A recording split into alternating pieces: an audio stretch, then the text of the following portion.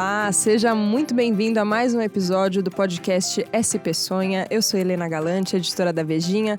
Hoje estou aqui com Raul Justilores, redator-chefe da Veja São Paulo, autor de São Paulo nas Alturas. E eu vou começar, Raul, fazendo um elogio, porque não estava presente no último episódio, porém achei muito divertido o seu papo com o André Scarpa. Olá! Muito obrigado, Helena. Olá, ouvintes aqui do podcast. A gente adora caminhar em São Paulo, né? Descobrir a cidade. Então acho que é um podcast que rendeu. A gente podia ficar gastar 3 muita horas sola de falando. sapato e horas de ouvido, né? Claro. Vamos lá, vamos falar hoje de um lugar que as pessoas talvez não gastem tanto a sola de sapato lá como um passeio. Você passa lá quando você tem que passar. O tema é Vale do Anhangabaú. Raul, você frequenta o Vale do Anhangabaú? Conhece bastante da história de lá? Olha, Helena, eu frequento bastante, mas concordo, é um lugar de passagem. No papel, poderia ser um parque, poderia ser uma grande praça da cidade, mas hoje em dia as pessoas cruzam apressadamente, falta ali um lugar de permanência, né? As pessoas não ficam. O Anhangabaú está de novo no noticiário, porque tem aí um projeto, as obras já estão rolando, de mudar o Anhangabaú. É um projeto, na verdade, que vem da gestão Fernando Haddad, foi feito por um escritório dinamarquês de arquitetura e urbanismo, do Jan Gehl, foi patrocinado por um banco, o governo Haddad não começou a obra, acho que não havia dinheiro, e o Bruno Covas pegou esse projeto e vai executar. À época, já tinha gente reclamando porque uma das mudanças que esse projeto traz ao Anhangabaú é colocar chafarizes. Chafarizes. Funciona chafariz em São Paulo, Raul? Olha, acho que todo mundo gosta de água, gosta do barulhinho da água, gosta de ter água por perto. Isso daqui já é Jornada da Calma, isso daqui do barulhinho da água, viu? Barulhinho da água, olha só, o podcast da Helena que vocês têm que ouvir, Jornada da Calma. Mas, como São Paulo tem pouca calma, nós não temos grandes espaços públicos com água limpa em São Paulo. É um fato. Aliás, deve ser uma das poucas metrópoles do mundo que, assim, qual é o lugar que as pessoas vão ver a água, curtir a água, sem ter problema com odores e afins. Então, a ideia de chafariz não é de todo ruim, porém, nós não sabemos manter chafarizes. A gente tem o chafariz lá da 9 de julho, restaurado há pouco, que já está sem água. A gente tem o chafariz da Praça da Sé. Então, dá um certo medo. A ideia não é um chafariz tradicional.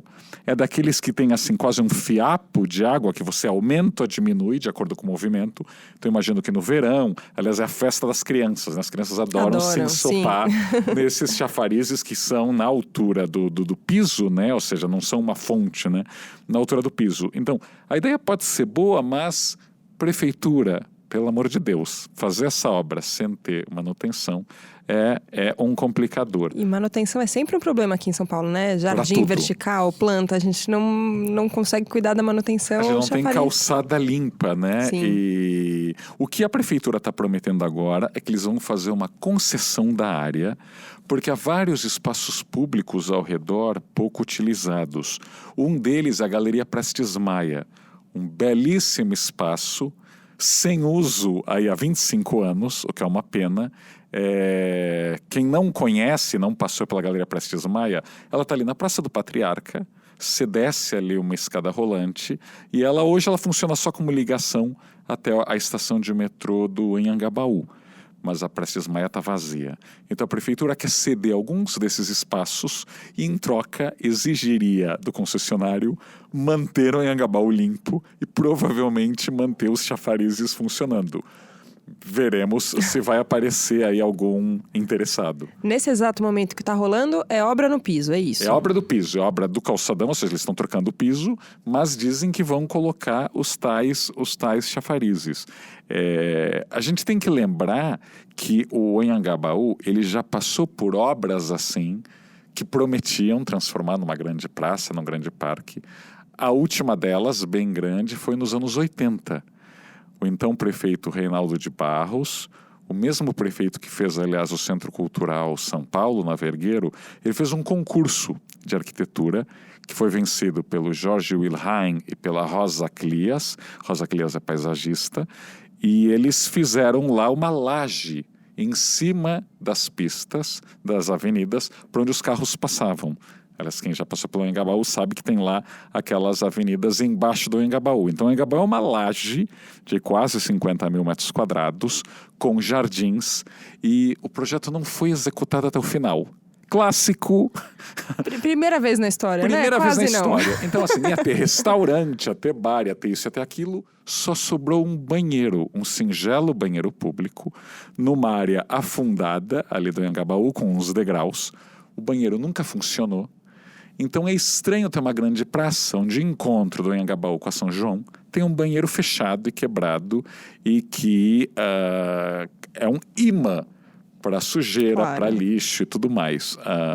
Então esse projeto também já não saiu bem feito. E cá entre nós, o projeto tinha problemas, mesmo que fosse executado. Eu acho que os arquitetos modernistas, especialmente no Brasil, mas é uma coisa da escola, eles gostavam de obras para serem vistas quase que de longe. Ou seja, os prédios têm que ser quase flutuando no meio do nada, para serem bem admirados. Essa coisa de fazer a cidade compacta, tudo coladinho, tudo juntinho, não era do gosto dos modernistas. Então o Anhangabaú é muito mais bonito de se ver de longe, talvez das alturas do viaduto do Chá, do que no nível do chão. Aliás, o mesmo problema da cidade universitária da USP, de Brasília e de outras obras que são assim isoladas no meio do nada. O próprio MAN, o belíssimo Museu de Arte Moderna no Rio de Janeiro, claramente é um prédio no meio do nada e sofre até hoje por isso, né? Não é muita gente que passa ali em frente ao MAN. Então, Anhangabaú já tinha esse problema. Agora é um problema que é difícil a prefeitura resolver sozinha. A grande questão lá é que os prédios que dão para o Anhangabaú não tem conversa, atividade, comunicação com o pedestre. Não tem nem saída, Raul, virada para a rua, alguns ou não são utilizadas só? Alguns têm saídas, mas é uma saída para o funcionário. Agora, o térreo em si não tem um café, não tem um restaurante, não tem uma sorveteria, não tem mesinha, não tem uma vitrine. Assim, ruas não que tem vida, vitrines, né? Nem que seja vitrine de roupa, as pessoas param para olhar. Sim. Né? O pedestre precisa ter algum tipo aí de distração visual para querer continuar caminhando, senão ele corre, senão é lugar de passagem, né? E o Anhangabaú todo é engraçado porque tem essa mistura de grandes prédios corporativos, né? Tem 4 arranha-céus lá de escritórios, com o térreo pouquíssimo utilizado, e os prédios públicos seguiram na mesma toada. Então a gente tem o Palácio dos Correios ali, apesar de restaurado, muito bonito, uma obra aí do Ramos de Azevedo dos anos 20, ele é basicamente subaproveitado. Tem ali uma mini galeria de arte, uma agência dos Correios e só. É um prédio enorme. A Praça das Artes, apesar de finalmente ter sido aí terminada, tiraram os tapumes, ainda tem pouquíssima atividade naquela esplanada, ou seja, quase que uma continuação da esplanada vazia do Anhangabaú dentro da Praça das Artes. Então você adicionou aí alguns metros quadrados de mais espaço vazio. De mais espaço vazio. E a Galeria Prestes Maia não tem uso. Então a gente tem esse problema aí. Ou seja, você pode melhorar o piso, pode melhorar a iluminação, pode colocar mais verde ou verde diferente. Mas enquanto não tiver algo para as pessoas fazerem ali, é um tanto complicado. Nesse caso, o projeto, ele depende também da iniciativa privada de quem tem os prédios ali em volta. Como funciona essa articulação de um projeto público e privado numa área que...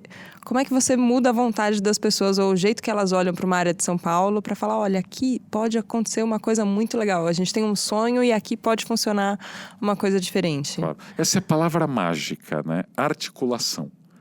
A gente não tem articulação. E ao longo das décadas, vamos lembrar várias obras no entorno do mercado municipal que não melhoraram o Parque Dom Pedro. Os milhões de reais que foram investidos na área da luz, Sala São Paulo, Estação Pinacoteca, Museu da Língua Portuguesa, e não melhoraram um quarteirão vizinho. Nem então, assim, exatamente o do lado, né? Nada, nem a praça em frente, né, da Sala São Paulo. Sim. Então, articulação No hay, como dizem os espanhóis, não existe. E talvez esse seja o grande desafio. Ou seja, cabe ao prefeito ou cabe às pessoas envolvidas nesse projeto conversar com os prédios do lado. Eu já levei vários amigos estrangeiros para passear pelo Anhangabaú e a primeira pergunta deles é: não tem uma sorveteria aqui?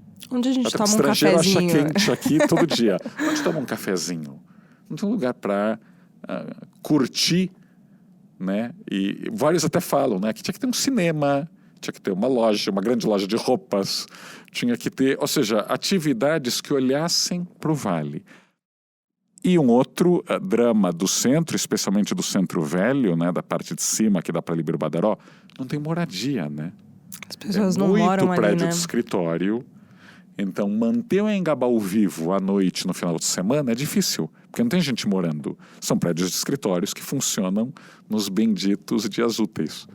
Então tem um problema de trânsito ali, né, de tráfego também muito complicado, mas nos horários de lazer, um vazio também. Um enorme vazio. E é uma pena, porque é uma área histórica.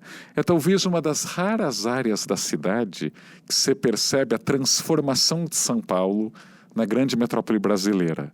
Né? Ali há espaço para olhar. Eu acho que, tirando a Avenida Paulista, que por mil outras razões é um espaço muito mais bem sucedido de encontro, né, de mistura dos paulistanos, o Anhangabaú é esse lugar que você falou, esta é uma cidade grande. Né? Há tantos bairros que vieram depois em São Paulo que são genéricos. Podiam estar aqui em Dallas, na Barra da Tijuca, em qualquer lugar. O Anhangabaú tem essa característica de ser uma esplanada cercada de prédios históricos e muito importantes. Vamos brincar de voltar no tempo. Você falou desse projeto atual do Vale do Anhangabaú, que é dos anos 80, mas e antes disso? Como é que era ali nos anos 20, anos 30, o Vale do Anhangabaú, claro, em São Paulo? Olha, a gente tem que lembrar que ali, aliás, como boa parte da cidade de São Paulo, passava um rio, o Ribeirão Anhangabaú. Que foi canalizado, coitadinho, em 1906. Então, em 1906 tinha ali um riacho. E dos dois lados era verde. Dos dois lados. Ou seja, ali a gente tem que pensar, imagina, fazendo uma viagem aí de 130 a 140 anos. O centro velho de São Paulo, ali onde está hoje a prefeitura, ali Líbero Badaró, Martinelli, ali era o centro para valer da cidade. E ali tinha propriedades da baronesa de Tatuí, e do que antes pertenciam ao Barão de Tapetininga. Olha aí os nomes de ruas aparecendo. Todos. E ela tinha uma grande plantação de chá ali no Anhangabaú. Aliás, do lado do Centro Novo, onde está o Teatro Municipal, era chamado Morro do Chá. E ela era contra a ligação, qualquer obra ali, viaduto, etc., porque ia estragar o chá dela. Então as pessoas tinham que descer, tinha uma ponte, a Ponte de Lorena, e elas desciam o Morrinho Verde, subiam outro morrinho para ir para o lado do Centro Novo, que cá entre nós tinha pouquíssima coisa. O próprio Teatro Municipal ali era uma serralheria de um imigrante alemão, mas não tinha muita coisa do outro lado, ou seja, São Paulo era bem pequena. Aí o viaduto do chá foi construído, armação metálica, tinha assoalho de madeira e cobrava-se pedágio. Então você pagava 3 vinténs para cruzar a ponte. 10 anos depois acabou o pedágio, a prefeitura meio que expropriou o viaduto, outro clássico brasileiro. Aí era de graça, mas aí o movimento aumentou tanto que a estrutura começou a ter problemas. Então no final dos anos 30 foi construído o atual viaduto do chá, em concreto, com as galerias embaixo, etc. E nesse momento o parque, ou seja, essa área verde do Anhangabaú, ela é destruída para dar espaço para avenidas. Isso já era o governo do prefeito Prestes Maia, um prefeito aí nomeado, né, pelo Adhemar de Barros, que por sua vez foi nomeado pelo Vargas, ou seja, era a ditadura varguista, eles não eram eleitos, e o Prestes Maia era da linha vamos arrasar quarteirões para fazer avenidas. E o Anhangabaú virou uma grande avenida, o rio já estava canalizado, e essa situação durou aí quase 50 anos. Então, de 40 ao final dos anos 80, as avenidas dominavam o Anhangabaú, até que surgiu a tal laje inaugurada em 91, que é a laje que a gente encontra hoje no Vale do Anhangabaú. Mas durante muito tempo houve aí essa dúvida quase. É um lugar para carro? É um lugar para verde? É um lugar para passear? É um lugar em crise de identidade, então. É um lugar em crise de identidade. E que nos anos 80, né, quando ainda estavam as obras rolando, acontecem ali manifestações pelas diretas já. As obras demoraram muito tempo, atravessaram aí o governo Reinaldo de Barros, Jânio Quadros, até o governo da Erundina, mas continua em crise de identidade. Agora, de novo, é uma pena, porque é um dos raros lugares do centro de São Paulo onde há espaço, esse bem tão escasso por lá. Eu vou ter que fazer um parênteses aqui, porque eu fico muito impressionada, Raul, de ver você contando uma história, como você tem tudo isso na cabeça. Você convida todos os ouvintes, acho que aqui os ouvintes do SP Sonha vão compartilhar dessa minha opinião, que de repente você tá lá na plantação de chá, descendo a escada, depois subindo, pagando pedágio, depois muita gente. Você tem essa história viva na sua cabeça. Eu acho que é legal o espaço do podcast também pra gente se conhecer mais. Eu queria que você contasse um pouco como você acumulou tanto conhecimento sobre a cidade de São Paulo, Raul. Olha, como eu gosto de caminhar, aí voltando ao podcast do André Scarpa, você vai se perguntando, né? Assim, quem é Barão de Itapetininga? Que, aliás, é uma rua muito legal ali no centro, que era a Oscar Freire, da primeira metade do século XX. Então, era o lugar das lojas chiques, aí onde o Mapping ficava, o Teatro Municipal, né? A nossa ópera. Então, eu sempre me pergunto, assim, jornalista é curioso, né? É um bicho curioso. Então, você vê esses nomes, você quer saber a história, você lê, você vai nos jornais, nos acervos. Claro, quando eu comecei a fazer a pesquisa para o meu livro, aí eu mergulhei, Biblioteca Mário de Andrade, aliás, tem revistas e jornais lá catalogados. Quem está ouvindo aqui, visite, vale muito a pena. Aliás, a Mário de Andrade é ali perto, né? Dessa área, né, no Centro Novo, chamado Centro Novo, mas é gosto. Pronto. Acho que é diletantismo. Diletantismo é bom para o nosso ouvinte saber, conhecer um pouquinho mais da gente. Falamos de presente do Vale do Anhangabaú, fizemos uma viagem para o passado, agora eu quero saber de futuro, Raul. O que falta para o Vale do Anhangabaú ser esse lugar que a gente sonha? Olha, além de uma manutenção boa, de eventos que sejam pensados à noite, nos finais de semana, eu acho que a mudança física ali é de ter mais atividades olhando para o vale. Ou seja, é ter vitrine, é ter loja, é ter food truck, pode até ter quiosques, né? Curitiba tem quiosques, podem ser bancas de flores, podem ser mini lanchonetes, mas lugares que façam as pessoas ficarem ali. Eu acho que essa seria uma ideia muito boa. E ter moradia. Aquela área do centro é cheia de prédios de escritórios vazios. E a gente não sabe quando esses escritórios vão voltar a ser escritórios. Então, cabe aí um desafio, né? Não dá para retrofitar, adaptar esses prédios de escritórios para virarem em muito necessários apartamentos. Acho que um monte de gente em São Paulo gostaria de ter como vista o Vale do Anhangabaú. Podem ser apartamentos grandes, apartamentos pequenos, podem ser vários formatos. E até uma maneira de você dar uso a prédios aí que, pagando ou não IPTU, estão subutilizados. E aquela área servida de metrô, ali tem emprego, ali tem ônibus. Então, que tal ter mais habitantes por ali? Que tal, gente? Que tal? Fica aqui a nossa proposta do SP Sonha para o Vale do Anhangabaú. Queria convidar você a seguir a gente no Instagram da Vejinha, Veja São Paulo. A gente publica muitas fotos do centro de São Paulo, fotos inclusive que os nossos leitores compartilham com a gente usando a hashtag VejaSP. E quem quiser te acompanhar, Raul, onde te encontramos? Também estou no Instagram, @RaulJustilores.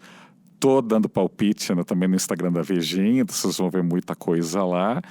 E no Twitter, no Facebook, pelo meu nome mesmo. Mas sempre tentando aí sonhar mais do que devido. Sonhos possíveis.